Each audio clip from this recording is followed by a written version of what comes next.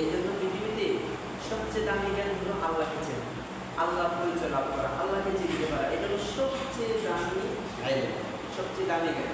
আর ইলমের হাকিকত এটাই, মূল উদ্দেশ্যটা কি আল্লাহকে চেনা, আল্লাহ পরিচয় লাভ করা। এই জন্য হাকিম আসম রহমতুল্লাহ আলাইহি তিনি সাথে গিয়ে বলতেন রহমতুল্লাহ আলাইহি বিখ্যাত বুজুর্গ, ওনার দরবারে 33 বছর সময় দিয়েছে। 33 বছর সময় দিয়ে উস্তাদে জিজ্ঞাসা করলো যে তুমি আমার কাছে ইলম শিখে আসছো কত বছর? 33 বছর হয়েছে। 33 বছরে তুমি কি কি শিখছো? হাকিম আসম রহমতুল্লাহ আলাইহি বলেন 33 বছর সময় আমি আপনার দরবারে দিয়েছি। 33 বছর বয়স সময় আমি আপনার কাছ থেকে মাত্র 8টা মাসআলা শিখেছি, আর কোন মাসআলা শিখে নাই, শিখতে পারিনি। মাত্র 8টি মাসআলা শিখেছি। শাফিঈ বলকে রহমাতুল্লাহ আলাইহি ইন্না লিল্লাহি ওয়া ইন্না ইলাইহি রাজিউন। এটা কি কথা কইলা? এই 33 বছর সময় তুমি আমার পিছনে দৌড়ে মাত্র 8টি মাসআলা শিখছো, মানে আমি করলাম কি? আমি তো শেষ। হ্যাঁ, এত বছর সময় দিয়ে মাত্র 8টি মাসআলা শিখছো। হাকিম রহমাতুল্লাহ আলাইহি বলেন যে উস্তাদ শাইখ, আমি আপনার সংস্রবে এসে মাত্র 8টি মাসআলা শিখেছি, এর বাইরে আমি আর কিছু শিখি নাই, আমি আর কোনো কিছু শিখতে পারি নাই। আমি যা বলেছি সত্য বলেছি, এই ক্ষেত্রে তো আমি আর মিথ্যা বলতে পারি না। আমি 8টা মাসআলা শিখেছি। শাফিঈ বলকে রহমাতুল্লাহ আলাইহি বলেন ঠিক আছে হাকিম, তুমি আমার বলো তাহলে 1 নম্বর মাসআলা কি? তিনি বললেন 1 নম্বর মাসআলা হলো আমি দেখলাম এই পৃথিবীর বুকে প্রত্যেকটা মাখলুক, মানুষ থেকে শুরু করে প্রত্যেকটা মাখলুক, জিন্নাত জিন ইনসান যা আছে সবাই এই পৃথিবীর বুকে প্রত্যেকটা মাখলুক কেউ না কাউকে সবাই ভালোবাসে, কোনো দিক দিয়ে না কোনো দিক দিয়ে একজন আরেকজনকে ভালোবাসে। সবাই একজন আরেকজনকে মহব্বত করে। মা তার সন্তানকে মহব্বত করে, বাবা তার সন্তানকে ভালোবাসে। সন্তানের ভালোবাসার জন্য বাবা তার জীবন শেষ করে দেয় কাজ কাম করতে করতে মানুষের বাড়ি। মা তার সন্তানের ভালো চায়, তার সন্তানের মহব্বতের দরুন তার জীবনে এত লাখ লাখ কোটি কোটি কষ্ট নিজের বুঝে ধারণ করে শুধু সন্তানের মহব্বতের কারণে, শুধু সন্তানের মহব্বতের কারণে। এরকম ভাবে প্রত্যেকটা মাখলুক এক মাখলুক আরেক মাখলুককে মহব্বত করে। কিন্তু আমি দেখলাম এই পৃথিবীর বুকে যে যাকে ভালোবাসক না কেন, যতই ভালোবাসক না কেন, তার জীবন যতই সে বিলীন করুক না কেন, যখন সার কবর যাওয়ার সময় হয়ে যায়, মৃত্যুর সময় হয়ে যায়, পৃথিবীর কোনো ভালোবাসা যাকে সে ভালোবাসে কেউ তার সাথে যায় না, একজনও তার সাথে যায় না। আমি চিন্তা করলাম এই পৃথিবীর বুকে তাহলে আমাকে এমন একজনকে ভালোবাসতে হবে যে আমাকে দুনিয়াতে থাকা অবস্থায় দেখতে দেবে, দুনিয়াতে থাকা অবস্থায় সে আমার সঙ্গে থাকবে। এখন আমি যখন দুনিয়া ছেড়ে কাজ ছেড়ে পরকালের বাসিন্দা হতে চাইব, সেখানেও তিনি আমাকে কি দিবেন? আমার সঙ্গে থাকবেন। এই জন্য দুনিয়ার কোনো মাখলুককে আমি এই পরিমাণ মহব্বত করি না। আমি যে পরিমাণ আমি আমার রবকে মহব্বত করি, আমার আল্লাহকে আমি ভালোবাসি, আমি সর্ব অবস্থার জন্য সর্বক্ষেত্রে আমি আমার রবকে ভালোবাসার পাত্র বানিয়ে নিলাম, যাতে করে আমার রব ওই কঠিন অন্ধকার গর্তের ভিতরে, কবরের ভিতরে যেন আমাকে একা থাকতে না হয়।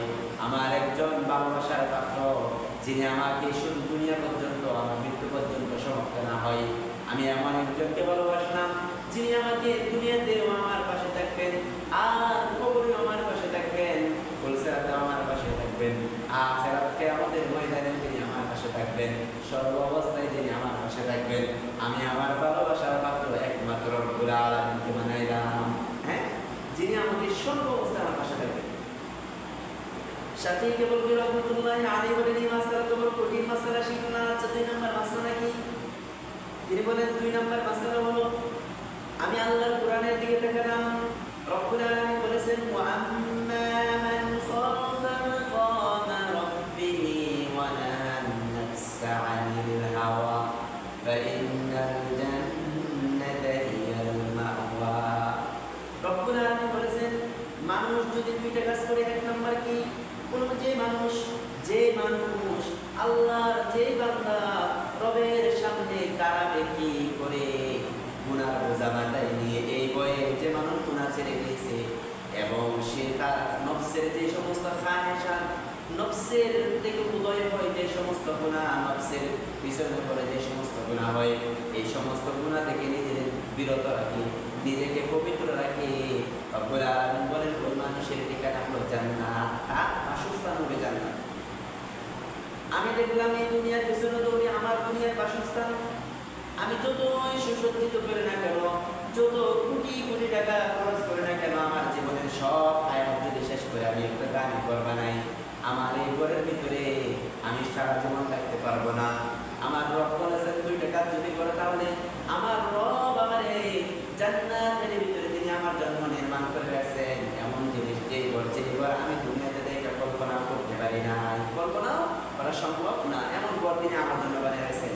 অতএব আমি চিন্তা করলাম, তাহলে আমি এই দুনিয়াতে এই করে থাকি, আমার এই ঘর বানানোর পিছনে আমি আমার জীবন, আমার যৌবন, আমার হায়াত, আমার মাল, আমার দৌলত, আমার যে হায়াতের যে মূল্যবান সময় আমি কেন নষ্ট করবো? এই জন্য আমি কি করলাম, সর্ব অবস্থায় আমি আমার রবের সামনে কিভাবে দাঁড়াবো এই ফিকির আমি আমার অন্তরে লালন করলাম। 2 নাম্বার, নফসের দ্বারা, নফসের কুমন্ত্রণায় যে সমস্ত অপরাধ হয়, আমি সর্ব অবস্থায় ওই সমস্ত অপরাধ থেকে নিজেকে বিরত রাখলাম। আমি এই 2 কাজ থেকে বিরত রাখি আমার রবের ওয়াদা অনুযায়ী আমার স্থায়ী ঠিকানা জান্নাতের ভিতরে আমি ঘর বানিয়ে রইলাম। দুনিয়ার ঘরের আমার দরকার নেই। আমি 2 নাম্বার মাসালা উস্তাদ এটা শিখছি। শাফিঈ বলতে রহমাতুল্লাহ বলে, হাতে তোমার এই মাসালাও তো বড় জটিল। 3 নাম্বার মাসালা কি? 3 নাম্বার মাসালা কি?